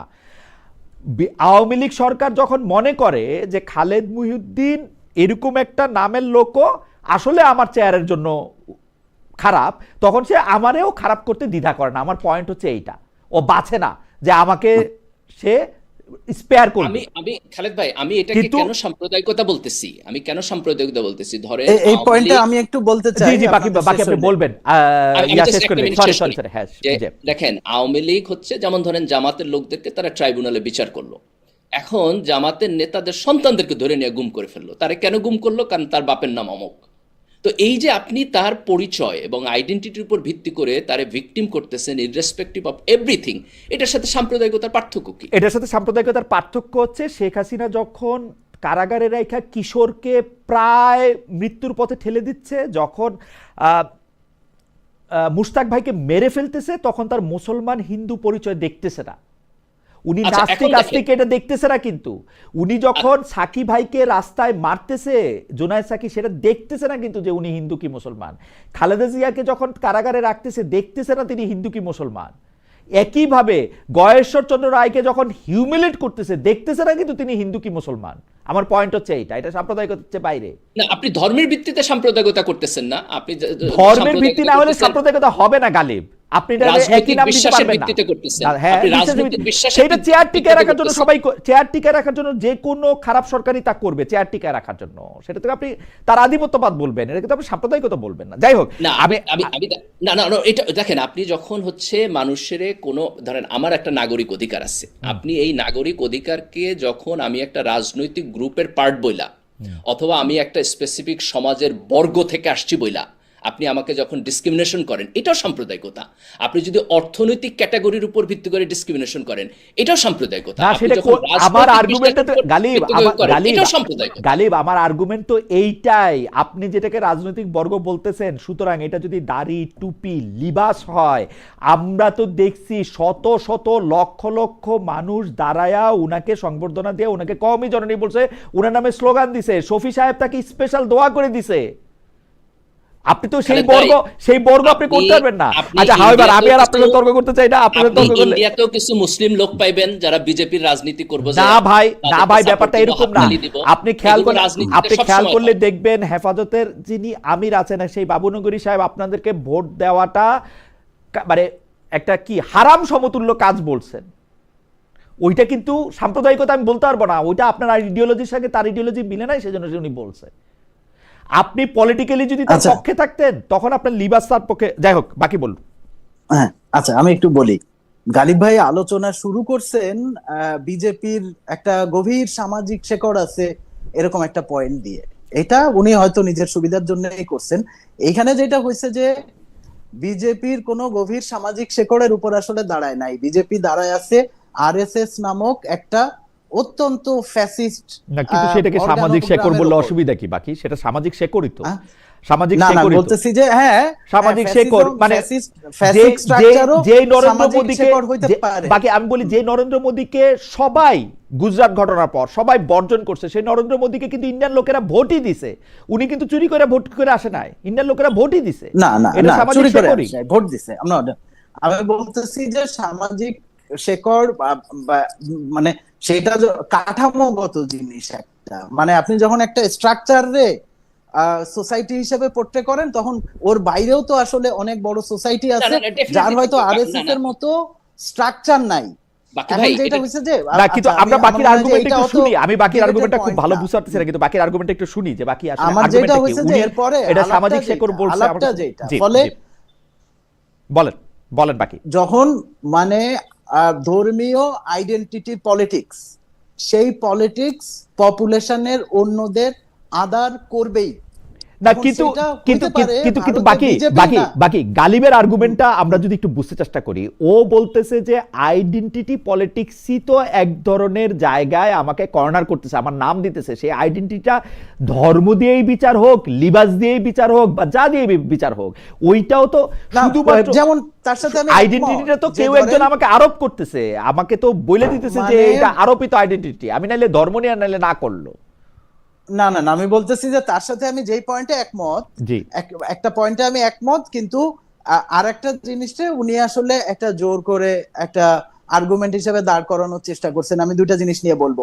সাম্প্রদায়িকতা বর্ণভিত্তিক হইতে পারে, জাতি ভিত্তিক হইতে পারে, ধর্মভিত্তিক হইতে পারে, অবশ্যই সেটা হইতে পারে। কিন্তু এইখানে যেটা যে আমি প্রথমে, যেহেতু আমরা আসলে বিজেপির প্রশ্ন দিয়ে আলাপ শুরু করছিলাম, এবং তারপরে আমি দেখতে পাইতেছি যে বিজেপি স্ট্রং মুসলিম বিরোধী রেটরিক আছে বাংলাদেশে, ইসলামিক পার্টিগুলির স্ট্রং হিন্দু বিরোধী প্রকাশ্য রেটরিক নাই। এইটা দিয়ে একটা মানে আলাদা করার চেষ্টা, বা আলাদা যেটা করা যাইতে পারে, যেটা গালিব ভাই করছেন। কিন্তু ঘটনা হচ্ছে যে বাংলাদেশে হয়তো প্রকাশ্য হিন্দু বিরোধী রাজনৈতিক কর্মসূচি দেয়াটা বাংলাদেশের কনটেক্সটে পলিটিক্যালি লাভজনক হওয়ার মতো না, যেটা ইন্ডিয়ার কনটেক্সটে শুভেন্দুরা বা বিজেপি এই পলিটিক্স করে লাভবান হইতেছে এবং সার্ভাইভ করতেছে। বাংলাদেশের সামাজিক এবং রাষ্ট্রীয় যেই পরিমণ্ডলের মধ্যে আমরা আছি সেইটা হয়তো একটু অসম্ভব, কিন্তু খেয়াল করেন যে ভিন্ন আকিদা মাজার, এই যে শামীম যে লোকটারে মাইরে ফেলা হইলো, এবং আপনি যদি ঘটনাগুলি দেখেন যে এই ধরনের আক্রমণ হিন্দুদের উপর হয়তো যেটা হয়েছে যে আমরা কিছু কিছু ঘটনা পলিটিক্যাল পাইছি, যেটা যখন এটা খেয়াল করেন যে ওই আর্গুমেন্টটা যে যখন একজন হিন্দু আওয়ামী লীগ নেতার উপর আক্রমণ হয়েছে, আমরা কিন্তু প্রথমত ওইটা যে আচ্ছা এই অভ্যুত্থানের পরে আওয়ামী লীগের উপর আক্রমণ হিসেবেই দেখছি, কিন্তু ঘটনা হচ্ছে যে ওইখানে আওয়ামী লীগের রাজনৈতিক প্রতিপক্ষের উপর আক্রমণ রে কিন্তু আবার এই যে আচ্ছা মুসলমানদের উপর আক্রমণ হিসেবে দেখা হইতেছে, যেটা আমি খালেদ ভাইয়ের সাথে আসলে একমত। ওইটারে আমি আরেকটু ব্যাখ্যা করার চেষ্টা করব। এই জায়গায় আমি যেই পয়েন্টে ছিলাম সেটা হচ্ছে যে ভার্নারেবল, যে এখানে হয়তো মানে হিন্দু বিরোধী রাজনীতিটা অত লাভজনক না বিধায় বা এটা একটা সামাজিক বা বিশের প্রতিরোধের মধ্যে পড়তে পারে, কিন্তু খেয়াল করেন যে যেটা লাভজনক, মাজারে অ্যাটাক লাভজনক, এগুলি কিন্তু আমাদের সোসাইটির সাধারণ মানুষ না, আমি ব্যাপারটারে কেমন দেখি, প্রত্যেকটা ঘটনার সাথে পলিটিক্যাল গ্রুপগুলির এনগেজমেন্ট আছে। আপনি প্রত্যেকটা ঘটনায়, শামীমের ঘটনায়ও আমরা ওইখানে জামাত নেতার এনগেজমেন্ট খুঁজে পাইছি। আমার মনে হয় যে বাকি আমি ঘটনাটাকে যেরকম দেখি যে একজন দীপু চন্দ্র দাসকে যখন গাছের সঙ্গে পিটা মেরে ফেলা হয় তখন, বা যে ধরেন এখন যে ঘটনা চলতেছে দর্শকরা যখন অনেক প্রশ্ন করতেছেন, আমি আপনাকে একটু থামাইলাম কারণ আমি 1 মিনিট একটু আমি এটা গালিবের কাছে একটু শুনতে চাই যে ধরেন একটা মাদ্রাসার শিক্ষকের বিরুদ্ধে অভিযোগ উঠেছে 11 বছরের একটা বাচ্চাকে নিগ্রহ করার, এবং হয়বার তো ওইটার ক্ষেত্রে মানে যখন আমি দলগতভাবে পজিশন নেই তখন আমাদের মধ্যে কি একটা সংখ্যাতে যারা বেশি তাদের তুষ্ট করার একটা ব্যাপার থাকে কিনা, মানে ওই দীপুচন্দ্র দাস যদি না হইয়া কোনো একজন আরবি নামের লোক মারা যায় তো আমরা একইভাবে প্রতিক্রিয়া জানাইতাম কিনা? বা ডেফিনেটলি আমার বোধ হয় যে এটা অত্যন্ত সাবস্টেন্সিয়াল কোশ্চেন, যে কোনো সমাজে সংখ্যাগুরু যারা মেজরিটি থাকে সে মেজরিটির একটা ডমিনেটিং রাজনীতি থাকে এবং যেটা মাইনরিটির প্রতি আপনার অপ্রেশনের। আমি শুধু বলতে চাই যে এটা ধর্মভিত্তিক রাজনীতিরই একমাত্র বৈশিষ্ট্য না, এটার মানুষের বৈশিষ্ট্য। যেমন আপনি ধরেন আপনি ওয়েস্টে আমেরিকাতে এইখানে আপনার এই হোয়াইট সুপ্রিমেসি, এটা এই সমাজের লম্বা সময়ের প্রবলেম, কয়েকশো বছরের প্রবলেম। এই দেশে ব্ল্যাক লোকেরা হিউজ ডিসক্রিমিনেশনের মধ্যে দিয়ে গেছে, এটা তারা এখনো সমাধান করতে পারে নাই। আপনি যদি মুসলিম মেজরিটি কান্ট্রি আমাদের দেশে আসেন সেখানে আপনি দেখবেন সংখ্যাগরিষ্ঠ মুসলমান, অথবা আমরা যখন সংখ্যাগরিষ্ঠ বাঙালি তখন আপনি পার্বত্য চট্টগ্রামের যারা নন বাঙালি তাদের অধিকার আমরা পুরোপুরি দিতে পারি নাই। আমরা যখন সংখ্যাগরিষ্ঠ মুসলমান তখন এখানে যারা নন মুসলমান তারা এক ধরনের সামাজিক অপারেশনের মধ্যে থাকে। ভারতে যখন সংখ্যাগরিষ্ঠ হিন্দু সেখানে আপনার যারা নন হিন্দু তারা অপারেশনের মধ্যে থাকে। মায়ানমারের সংখ্যাগরিষ্ঠ বৌদ্ধ সেখানে আপনার যারা নন বৌদ্ধ সেখানে মুসলমান অপারেশনের মধ্যে থাকে। এটা সারা দুনিয়াতে একটা মেজরিটি ইস্যু। এইটাকে যদি আপনি শুধু ধর্মের জায়গায় আনেন তাহলে কিন্তু আপনি ফেয়ার জাজমেন্ট করতেছেন না, জাস্টিস করতেছেন না, কারণ এটা বর্ণের উপরে হয়, এথনিসিটির উপরে হয়, নানান কিছুর মধ্যে দিয়ে হয়। তার ফলে আমার আর্গুমেন্টটা হলো যে কোনো সংখ্যাগরিষ্ঠ রাজনীতি একটা সাম্প্রদায়িক রাজনীতিতে যাইতে পারে, সম্ভাবনা থাকতে পারে টু সাম এক্সটেন্ট। এটা বাঙালি জাতীয়তাবাদী রাজনীতির মধ্যেও আছে, এটা ধর্মভিত্তিক রাজনীতির মধ্যেও আছে। এখন প্রশ্নটা হলো এই সম্ভাবনা যদি এতটা জেনারেলাইজ হয় তাহলে আলাদা করে এটা আমরা এইভাবে ফ্ল্যাগ করে কোনো লাভ নাই। আমাদেরকে যেটা করতে হবে খুব স্পেসিফিকলি যে এই রাজনীতিটা সাম্প্রদায়িক কিনা। তাহলে আমার প্রশ্ন করতে হবে যে জামাত যে ধর্মভিত্তিক রাজনীতি করে, it's okay, there is no problem with that. Problem হলো যে তার রাজনীতি সাম্প্রদায়িক রাজনীতি কিনা, তার রাজনীতি অন্যকে অপারেশনের রাজনীতি কিনা, এবং সেইখানে আমাদের issue by issue, case by case আলাপ করতে হবে, এবং সেই আলাপের ব্যাপারে আমি ওকে।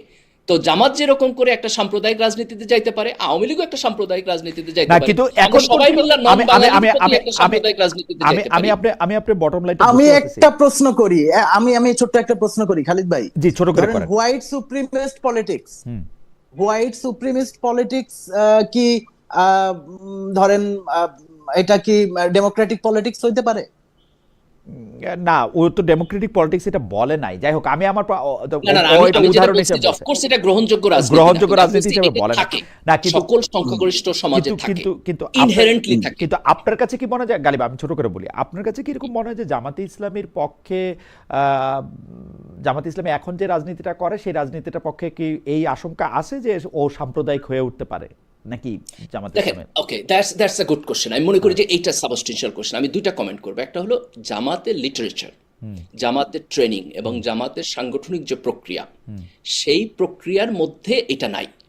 কেন নাই আমি বলতেছি, আপনি জামাতের একটা লিটারেচারও খুঁজে পাবেন না যেখানে সিস্টেম্যাটিকলি বাংলাদেশে বসবাসরত হিন্দুদের ব্যাপারে কোনো ডেরোগেটরি মন্তব্য করা হয়েছে। ওকে, You'll not get a single আচ্ছা, one. আমরা ভারতের ব্যাপারে পাবেন, আসেন আমরা আপনি অ্যাপেল টু তাদের- অ্যাপেল, তাদের আমরা কথাবার্তা rhetoric, আচ্ছা কিন্তু হিন্দুদের ব্যাপারে পাবেন না। আমরা অ্যাপেল টু অ্যাপেল আসি। বিজেপিতেও আপনি কিন্তু পাবেন না, বিজেপির গঠনের প্রক্রিয়ায় কোনোভাবেই বিজেপি যখন তারা গঠন করে তখন বড় বড় কবি সাহিত্যিকরা ছিলেন এখানের মধ্যে, মানে ওইটার মধ্যে আপনি একটা ডেরোগেটরি মুসলমানদের নিয়ে একটা কোনো কথাই বলবেন না, পাবেন না আপনি। আপনি মনে আপনি আছে, তাদের- না, না, আপনি মনে আপনি আছে যে তাদের- আপনি মনে আপনি থাকবে, তাদের আপনি মনে রাজনৈতিক থাকবে যে বক্তব্য পাবেন না। ভারতীয় মুসলমান প্রেসিডেন্ট এপিজে আবুল কালাম সম্পর্কে ওদের নেতারা, মানে বিজেপির বড় বড় নেতারা ওনার সম্পর্কে কি ধারণা পোষণ করেন? না, okay, let's do one test, Khalid ভাই। হ্যাঁ।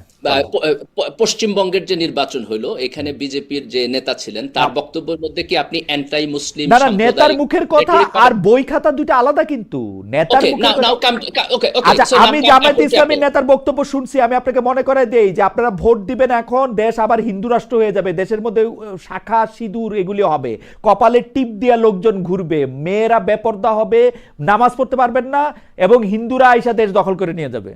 আমি কোট আনকোট করলাম। এই নির্বাচনের আগে কে বলছে? এই নির্বাচনের আগে তো আমি বলি নাই, আমি বলছি নির্বাচন জামাতের নেতারা এইসব কথা বলছেন, এবং গালিব আপনিও ভালো করে জানেন যে এসব কথা বলছেন, এগুলি পত্রপত্রিকা উদ্ধৃত হয়েছে রে ভাই, আমি রিপোর্ট করছি, আমি থাইকা গিয়া, আমি তো বানায় বলতেছি না। খালেদ ভাই, দেখেন, এখানে আপনার দুইটা জিনিস ভাগ করতে হবে। একটা হচ্ছে যে এটা কি মাঠ পর্যায়ের লোকেরা বলতেছে না সিনিয়র লিডাররা বলতেছে। আচ্ছা, ধরেন কবে, কোথায়, কখন। আচ্ছা, আমি তো আপনার এই নির্বাচনের আগে একজন জামাতের নেতাকে ওইভাবে কথা বলতে দেখি নাই। মানে হিন্দু বিদ্বেষী বা ইসলাম না, ভারত ওরকম বিদ্বেষ কোনো আছে, কথা আপনি আমি পান আপনার সাথে নাই? এগ্রি করি। ভারত বিদ্বেষ আছে, অ্যান্টাই ইন্ডিয়ান রেটরিক আছে, কিন্তু অ্যান্টাই হিন্দু, নিজের দেশের ওন নাগরিক, অ্যান্টাই হিন্দু কোনো রেটরিক নাই। আমি আপনাকে চ্যালেঞ্জ করতেছি নাই। কিন্তু এটা যেটা anti-Indian হচ্ছে যে rhetoric আছে। আমার কাছে মানে মনে হয়, দেশে, আমার কাছে মনে হয় যে গালিব আমি চ্যালেঞ্জটা নিতে চাই না, কিন্তু আপনি আবার একটু দেখবেন। আচ্ছা, তাও এবার আমি আরেকটা তাও comment আমি করবো। এই 2 মাসের রাজনীতি আমি করতেছি না, 2 মাসের আরেকটা রাজনীতি comment আমি করি। বলতেছি না, আমি মানে আমি এগুলো আর বলতেই চাই না, কিন্তু প্রতিবার জামায়াত ইসলামের নেতৃবৃন্দ, এটা চট্টগ্রামের ওই মোগল আমলের বাদশার নামের লোকই হোক আর অন্য জায়গায় হোক, আমাদের একজন ওয়াজি হোক, তাদের বর্ণনাটা আপনি শুনেন, তাহলে এটা আপনার জন্য সুবিধা হবে। ওকে, খালেদ ভাই, আপনি যেটা বলতে চাইতেছেন এটা প্রথম হচ্ছে যে একটা ফেনোমেনন আছে। আলাপটা একটা প্রিন্সিপালের মধ্যে আসলে থাকা দরকার। আলাপটা একটা জি, আপনি বলেন। হ্যাঁ, ছড়ায় বিচ্ছিন্ন ঘটনা হইলে, যেমন জামাত ইসলামের পলিটিক্যাল টেক্সটের মধ্যে হিন্দু বিরোধী কোনো রেটরিক নেই, ধরে নিলাম নেই। জামাত ইসলামের পলিটিক্যাল টেক্সটে আহমদিয়াদের নিয়ে কি আছে, কি পজিশন আছে? এখন ধরেন এইটাও তো একটা পলিটিক্যালি ক্যাশ করার ইস্যু। না না যে না, আমি বলি বাকি আহমদিয়া জামায়াত মাজার ওইটার বিরুদ্ধে তো মানে আমরা এরকম করে তো বলতে এইটা যে এটা যে ফলে তখন না আমি এটার মধ্যে দাগটা নিই, আমি এটার মধ্যে দাগটা নিই। অন্য কোন একটা গোষ্ঠী সম্পর্কে আছে, মানে তার তো ওই পটেনশিয়াল সবসময় আমি একটা এটার মধ্যে হিউজ একটা দাগটা পটেনশিয়াল আছে। আমি এটার মধ্যে একটা দাগটা নিই। যদি গালিব বলে থাকেন যে হিন্দু বিদ্বেষী বা ওই সংখ্যা, আমি হিন্দু বলতে বা যারা সংখ্যা গুরু না, আমরা মানে আমরা যারা মুসলমান না, আমরা যারা পুরুষ না, আমরা যারা মনে করেন যে এই শক্তিশালী অংশটুকু বাদে জামায়াত যদি এদের কারো বিরুদ্ধে কোনো রকম কোনো অবস্থান কখনো না নিয়ে থাকে, এই নির্বাচনের সময় যদি না নিয়ে থাকে, তাহলে ঠিক আছে, আমি মানলাম যে ভবিষ্যতে যদি এরকম এগুলি না হয়, যে না যারা ক্ষমতাবান তাদের তুষ্টিমূলক রাজনীতি জামায়াত করতেছে না, আমি খুবই খুশি হব। কিন্তু আমি খুবই আফসোস নিয়ে আবার বলি, বাংলাদেশে যারা ক্ষমতাবান, যারা মুসলমান না এবং সুন্নি মুসলমান না এবং যারা পুরুষ না, এবং যারা লিবাসে পুরুষ না তাদের বিরুদ্ধে জামায়াতে ইসলামী সব সময় আক্রমণাত্মক, শব্দে, নিঃশব্দে, বাক্যে, আচরণে সব সময় আক্রমণাত্মক। যদি বরে না হয় সেটা আমি আর কিছু বললাম না না, না সব খালেদ সময় ভাই, আমি আক্রমণাত্মক। এটার সাথে একটু দ্বিমত করব। আমি এটাকে একটু ডিফারেন্টলি ফ্রেম করব, আমাকে একটু টাইম দেন। ফ্রেমটা হলো এরকম যে আমরা যদি বাংলাদেশের সমাজ ব্যবস্থার দিকে তাকাই, তাইলে আপনি এইখানে অনেকগুলো সাম্প্রদায়িক এলিমেন্ট পাবেন যেটা সমাজের মধ্যে আছে। যেমন ধরেন এই যে মাজার ভাঙ্গার কথা আপনি বলতেছেন, জামাত ইসলাম কিন্তু কোনোদিন কোনো মাজার ভাঙ্গার পক্ষে বলে নাই। মাজারের বিপক্ষে তাদের ধর্মতাত্ত্বিক অবস্থান আছে, কিন্তু ভাঙার কথা তারা কখনো বলে নাই। কিন্তু সমাজে কিন্তু ভাঙা হয়েছে। যেমন আমরা ওই যে আপনার একজন হিন্দু ব্যক্তিরে পিটায় মারা ফেলছে, এটা সমাজে হয়েছে। জামাত তো কখনো এটাকে সাপোর্ট করে নাই, এটার পক্ষে দাঁড়ায় নাই। কিন্তু এখন প্রশ্নটা হলো এই জায়গায়, সেটা হলো যে জামাত যদি পলিটিক্যালি পাওয়ারফুল হয়, let me frame this Khaled ভাই, যে জামাত যদি পলিটিক্যালি পাওয়ারফুল হয়, তাইলে পরে এই যে সংখ্যাগরিষ্ঠ লোক যাদের সাথে জামাতের একটা ধর্মীয় আইডেন্টিটি পলিটিক্যাল ক্যাপিটাল হিসাবে থাকবে এবং তাদের সাথে একটা ব্রিজ তৈরি হবে, সেই ব্রিজের জায়গায় দাঁড়াইয়া জামাত এক ধরনের জনতুষ্টিমূলক রাজনীতিতে যাইয়া এই সাম্প্রদায়িক আচরণগুলোকে টলারেট করবে কিনা, অথবা এগুলোকে আরো বাড়ানোর জন্য কাজ করবে কিনা। আমি মনে করি সেটা একটা জেনুইন প্রশ্ন। কিন্তু জামাতের রাজনৈতিক আচরণের দিক থেকে আমরা এখন পর্যন্ত এমন কোনো কিছু দেখি না যেখানে আমি বলতে পারবো যে জামাত একটা সাম্প্রদায়িক রাজনৈতিক দল। দীপুচন্দ্র দাসকে যখন পুরায় মারা হলো, জামাত থেকে আমি কোনো স্ট্রং প্রতিবাদ দেখি নাই। রামুর গ্রামকে যখন আগুন লাগাই দেওয়া হয়েছে, হ্যাঁ জামাত বলতে হয় আমি সাপোর্ট করি নাই, কিন্তু কোনো স্ট্রং প্রতিবাদ দেখি নাই। ওই লোককে যখন কবর থেকে তুলে আইনা পুরায় মাইরা ফেলা হয়েছে, জামাত কোনো কিছু বলে না। ও আহমদিয়ার কথা বলছে বাকিবিল্লাহ, আহমদিয়ার ক্ষেত্রে জামাতের অবস্থান খুবই ঘুলুমুলু। আপনি যতগুলি অন্যায়ের ক্ষেত্রে আপনি ফ্রেমিং করতে পারেন লিবাস দিয়া, যে এই লোক আসলে আগে শিবির করতো, বা এই লোক আগে মাদ্রাসায় পড়ছে, সেই জায়গার ক্ষেত্রে, বা এই লোক মাদ্রাসায় পড়ে নাই, এই লোক শিবির করে নাই, সেই সব জায়গায় আমি কিন্তু প্রতিটা জায়গায়, বা তার বাংলা নাম, আমি প্রতিটা জায়গায় জামায়াত ইসলামের অবস্থান আমি দেখি যে আমি এটা কোশ্চেন করতে পারি যে জামাত না ইসলামের অবস্থান। খালেদ ভাই, আপনি কোশ্চেন আহমদিয়ার ইস্যুটা আমরা বাইরে রাখি, এটা থিওলজিক্যালি যথেষ্ট কমপ্লিকেটেড জায়গা। আপনার মানে তারা মানে ইসলাম ধর্মের পার্ট না, এটা নিয়ে তো সবাই এগ্রি করে। তো তাদের আইডেন্টিটিকে আমরা কিভাবে ডিল করব, এটা বাইরে রেখে আমরা বাকি জায়গায় আসি। দেখেন, আপনি যতগুলো কথা বলছেন এর কোথাও আপনি দেখবেন না যে জামাত এই রংগুলোকে কখনো সাপোর্ট করছে না। আমি খুব বিনয়ের সঙ্গে আপনাকে দেবুত করি। আপনারা এইবার 5-7 জনকে এইবার 5-7 জনকে এইবার আপনারা সংসদে আনছেন। একটা সেকেন্ড বাকি, আমি একটা বলি, বাকি একটা সেকেন্ড আপনি আমার দেন। গালিব, আপনি আমাকে বলেন তো, নেতা কর্মীরা মসজিদে এটা অর্গানাইজ করে নাই এবং এই ঘটনাগুলি আচ্ছা ঠিক আছে, আমি প্রশ্ন করি ঘটনা বলেন। আমি আপনাকে প্রশ্ন করি না, বারবার আপনাকে একটা ঘটনা বলা, তো আমি আসলে কিন্তু সত্যি আপনি আমার বিশ্বাস করেন, আমি কিন্তু গল্প বলতে পারি, ঘটনা সহজ করে জিজ্ঞেস করি। মাজার ভাঙার কোন বাকি আমি বলতেছি মাজার ভাঙা সংক্রান্ত কোন ওয়াজ কি আপনাদের সর্বোচ্চ পর্যায়ের নেতৃবৃন্দের কেউ করছেন কখনো? আপনার জানা আছে? না করছে। মাজার ভাঙার কথা বলে না, মাজার ভালো জিনিস না। না মাজার ভাঙার কথা বলছে। আই রিপিট, মাজার ভাঙার কথা বলছে। আপনি মাজার ভাঙার কথা বলছে আপনাদের টপ লিডার। আমি নাম বলতে চাই না, আপনি চেক ইট ব্যাক। আপনার লোক, আপনার যারা পরিচিত আছে তাদের সাথে আপনি এখন কথা বলেন যে মাজার ভাঙার কথা বলছে কিনা। বলছে না খালেদ ভাই, আমি কখনো শুনি নাই। ওয়াজে বলছে ভাই, ওয়াজে বলছে। খালেদ ভাই, ওয়াজে যদি কেউ দেখেন, ওয়াজে তো তার ধর্মতাত্ত্বিক ওপিনিয়ন, এটা তো তার পলিটিক্যাল ওপিনিয়ন না, তাই না? এখন ধরেন যে যারা খুব রেটরিক ওয়াজ করে তাদের বক্তব্যে আমি এই জায়গায় যাইতেই চাইতেছিলাম গালিব, আমি এই জায়গায় যাইতেই চাইতেছিলাম না। আপনারা যদি এখন মনে করেন যে সেটা, কিন্তু আপনারা যদি ওয়াজে বলেন তো সেইটার একটা সাংঘাতিক প্রভাব থাকে। আপনারা ওয়াজে বলতে মানা করেন, সেটা নিয়ে আমাদের আলোচনা। কিন্তু আপনি সবগুলোকে রাজনীতির একটা জায়গায়, আমি বাকিবিল্লাহ ভাইয়ের একটা পয়েন্ট একটু অ্যাড্রেস করি। উনি যেটা বলছেন এটা একটু খুব ধরেন যে এই যেই মবগুলো, ধরেন মন্দির ভাঙ্গার মব অথবা বিভিন্ন জায়গার যে মবগুলো, উনি বলতেছে বহু জায়গায় জামাতের লোকেরা জড়িত ছিল মাঠ পর্যায়ে। ওকে, আমি এগ্রি করি আপনার পয়েন্ট। আপনি একটা ঘটনাও দেখাইতে পারবেন না যেখানে আওয়ামী লীগের লোকেরা ছিল না, বিএনপির লোকেরা ছিল না, শুধু জামাতের লোকেরা ছিল। একটা ঘটনা দেখাইতে পারবেন না। এগুলো মূলত একটা সামাজিক ঘটনা যেখানে স্থানীয় লোকেরা গেছে। স্থানীয় লোকের মধ্যে আওয়ামী লীগও আছে, বিএনপিও আছে, জামাতও আছে। তো এটাকে আপনি আলাদা করে জামাত আইডেন্টিফাই করার কিছু নাই।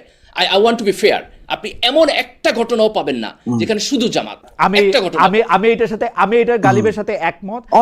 গালিবের সাথে একমত না, আমি বলি গালিবের সাথে আমি কেন একমত। রামুর ঘটনা আমরা পুলিশে পোশাক পরে দেখছি, পুলিশ কইছে জানলে আমিও চলে যেতাম। এক্স্যাক্টলি। তো এখন সেই জায়গা থেকে আমাদের প্রশ্নটা তুলতে ধরেন হবে যে দেখেন আমাদের জামাতের ব্যাপারে এটা এগ্রি হ্যাঁ করতে হবে যে জামাত এসেনশিয়ালি সাম্প্রদায়িক রাজনীতি করে না, কিন্তু সমাজের মধ্যে সংখ্যাগরিষ্ঠের যে সাম্প্রদায়িক রাজনীতি সেটা জামাত কিভাবে ডিল করবে সেটার ব্যাপারে যদি সন্দেহ থাকে, প্রশ্ন থাকে, খালেদ ভাই যেটা বলতেছে যে ভবিষ্যতে করবে কিনা, জনতুষ্টির রাজনীতি করবে কিনা, আমি এইটারে ফেয়ার কোশ্চেন বলে মনে করি। ওকে, এবং আমি মনে আমরা করি যে আমরা এই আমরা কোশ্চেনে আমরা একটু আমাদের মুভ অন করি, হিউজ আলাপ আলোচনা হওয়া আমরা উচিত। আমরা আমরা একটু মুভ অন করি যে মানে আমাদের